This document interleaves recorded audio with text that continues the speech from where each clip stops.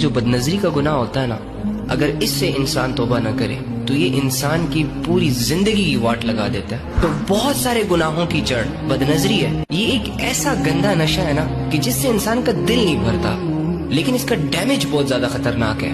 یہ سب سے پہلے آپ کے حافظے پر افیکٹ کرتا ہے، آپ کی یادداشت کو کمزور کرتا ہے، آپ کو چیزیں یاد نہیں رہتی، آپ گمسم رہنے لگتے ہو، اور اگر نظریں گندی ہو جائیں تو آپ کی اپنی زندگی آپ کے ہاتھوں سے نکل جاتی ہے، آپ اپنے آپ کو کنٹرول نہیں کر پاتے۔ تو آج ہی 2 منٹ کے لیے سوچ لیں گے، یار آج تک جتنی بھی بدنظریاں میں نے کی ہیں مجھے اس کا حاصل کیا ہوا، اور اس بدنظری کی وجہ سے میں نے کس لیول کے گناہ کیے۔ تو آپ کو ریئلائز ہو جائے گا کہ آپ کے 80% گناہوں کی جو جڑ ہے وہ بدنظری ہے۔ تو اگر آپ اس کو ختم کر دیں تو آپ 80% گناہوں سے بچ سکتے ہیں۔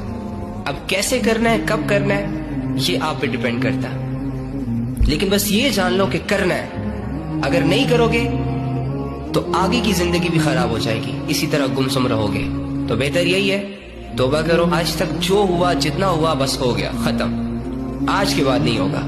آج کے بعد کوئی گندی فلمیں نہیں دیکھیں گے، کسی کے ناچ گانے کو نہ پروموٹ کریں گے اور نہ دیکھیں گے۔ جب بھی کوئی ہمارے سامنے کوئی بیڈ کنٹینٹ آئے گا، ہماری کوشش یہ ہوگی کہ اگر ایک ویڈیو دیکھ لی تو دوسری نہیں دیکھیں گے۔ یہ ہے ہماری وہ کوشش کہ جب ہم کریں گے تو اللہ رب العزت پھر ہمیں گناہوں سے بچا لیں گے۔